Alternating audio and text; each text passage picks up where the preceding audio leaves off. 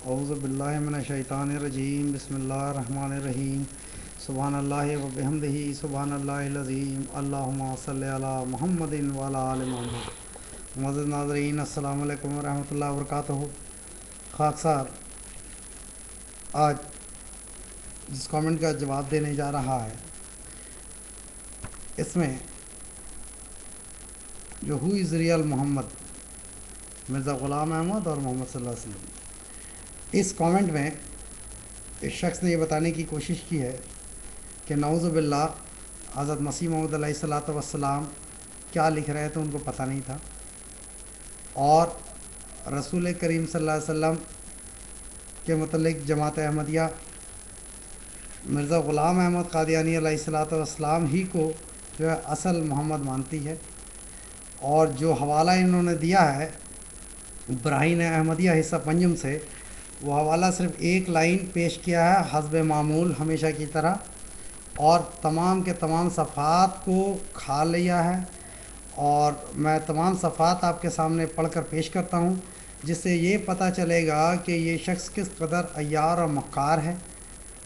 اور کس طرح مضمون کے صحت پہ اثر ڈالتا ہے۔ ایک طرف تو یہ کہتا ہے کہ علمی گفتگو ہونی چاہیے، تو علمی گفتگو کا تقاضا یہ ہے کہ جس شخص نے جو لکھا ہے اس کے مفہوم کو مت بگاڑو، اور یہ کوٹیشن جہاں سے لیا ہے اس جگہ پہ بات جو ہو رہی ہے حضرت الیاس علیہ السلام کی، حضرت یحییٰ علیہ السلام کی، رسول کریم صلی اللہ علیہ وسلم کی بات ہی نہیں ہے، اور اس کو کس طرح توڑ مروڑ کے شخص نے پیش کیا ہے وہ میں کوٹیشن آپ کے سامنے پڑھ دیتا ہوں، اور میں صفحہ 288 سے پڑھتا ہوں تاکہ آپ لوگوں کو پتہ چلے کہ بات کیا تھی، اور یہ صاف پتہ چل جائے گا کہ یہ شخص کس قدر ظالم ہے اور مفتری ہے۔ حضرت مسیح موعود علیہ الصلوۃ والسلام سیدنا مرزا غلام احمد قادیانی علیہ الصلوۃ والسلام اپنے کتاب براہین احمدیہ کے ضمیمہ پنجم میں حصہ پنجم میں کہ صفحہ 288 میں فرماتے ہیں، غرض یہ عقیدہ قدیم سے یہود کا ہے کہ ان کا سچا مسیح موعود جو پہلے مسیح موعود ہے تبھی آئے گا جب پہلے اس سے الیاس نبی دوبارہ دنیا میں آ جائے گا، مگر حضرت عیسیٰ علیہ الصلوۃ والسلام نے ان کی ایک نہ سنی، اور ان کو یہی سنائی کہ اس آنے والے سے مراد یوحنا نبی ہے۔ یہی حضرت عیسیٰ علیہ الصلوۃ والسلام کا فیصلہ ہے جس کے برخلاف آپ لوگوں نے شور مچا رکھا ہے۔ کیا الیاس نبی دوبارہ دنیا میں آ گیا تا حضرت عیسیٰ بھی دوبارہ آ جائیں؟ یہ حضرت مسیح السلام کہہ رہے ہیں، کیا حضرت الیاس علیہ السلام جو آسمان پہ زندہ گئے تھے یہود کے عقائد کے مطابق، کیا وہ آ گئے؟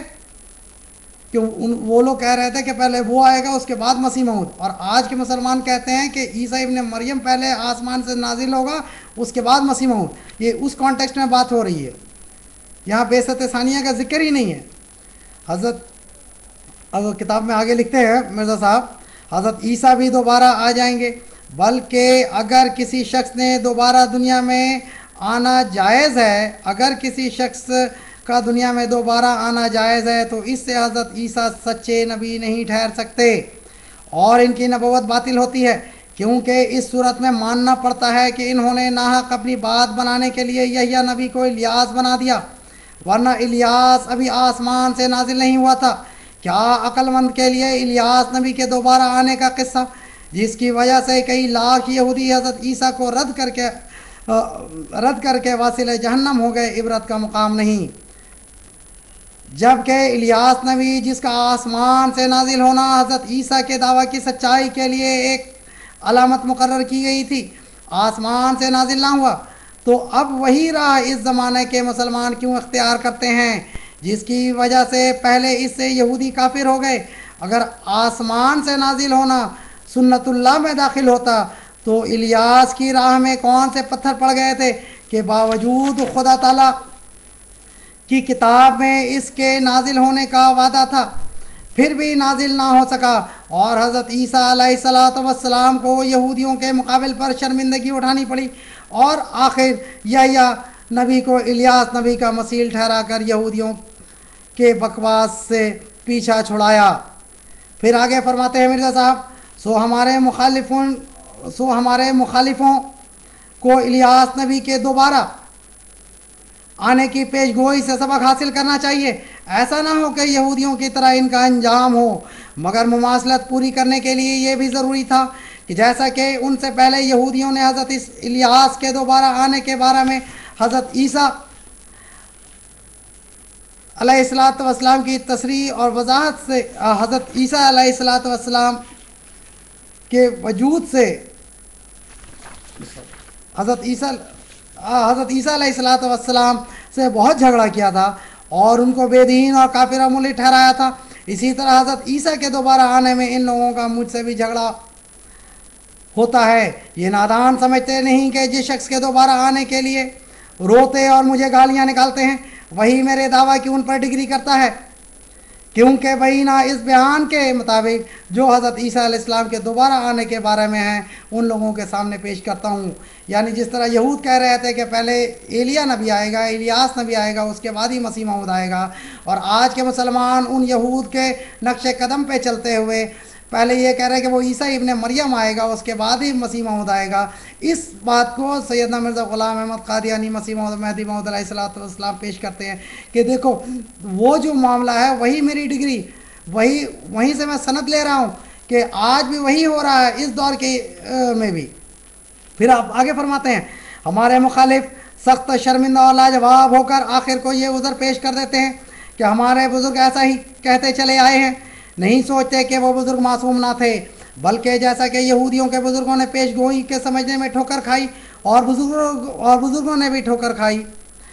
اور خدا تعالیٰ کی حکمت و مصلحت سے ایسا ہی ایک غلط عقیدہ ان میں شائع ہو گیا جیسا کہ یہودیوں میں یہ عقائد شائع ہو گیا تھا کہ الیاس نبی دوبارہ آسمان سے نازل ہوگا. اس کے بعد آپ فرماتے ہیں اور یہ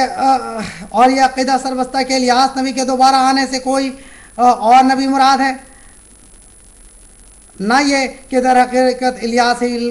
کا نازل ہونا اور اس وقت تک کہ حضرت عیسیٰ علیہ السلام مبعوث ہوئے کسی نبی یا ولی کو یہ راز سربستہ سمجھنا آیا کہ الیاس کے بارے میں آنے سے مراد یحییٰ نبی ہے، نہ کہ در حقیقت الیاس. پس یہ کوئی نئی بات نہیں کہ اس وقت کے بعض بزرگوں کی ایک بات کے سمجھنے میں دھوکہ کھاویں اور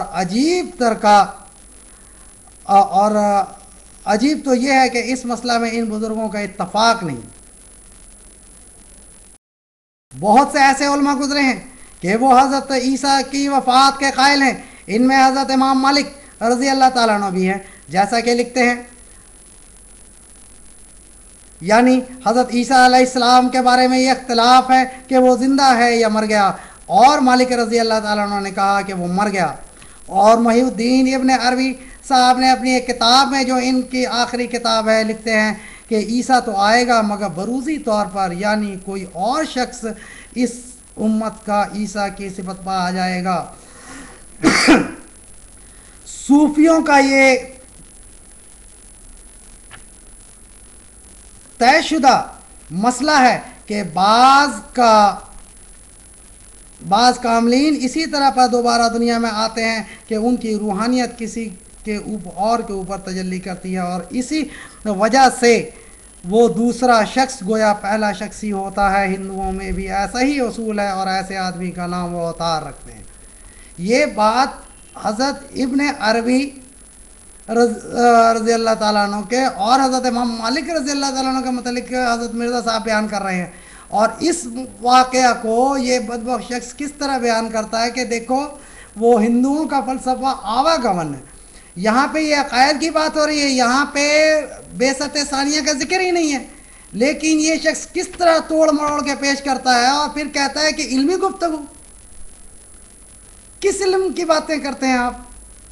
ایک لائن کہیں سے لے لیا، ایک سطر کہیں سے، ایک سطر کہیں سے، جوڑ توڑ، یہ کیا کرتے ہیں آپ؟ اگر آپ کو علمی گفتگو کرنا ہے تو ایک عالمانہ رنگ لیں اور اس کے بعد آئیں تو اچھا بھی لگے گا. ناظرین آپ کے سامنے یہ میں کھول کر کے 3-4 صفحات پڑھ کر کے سنا دیا ہوں یہ مسئلہ کیا تھا. انشاءاللہ آئندہ اسی طرح جواب کا سلسلہ جاری رہے گا. السلام علیکم ورحمۃ اللہ.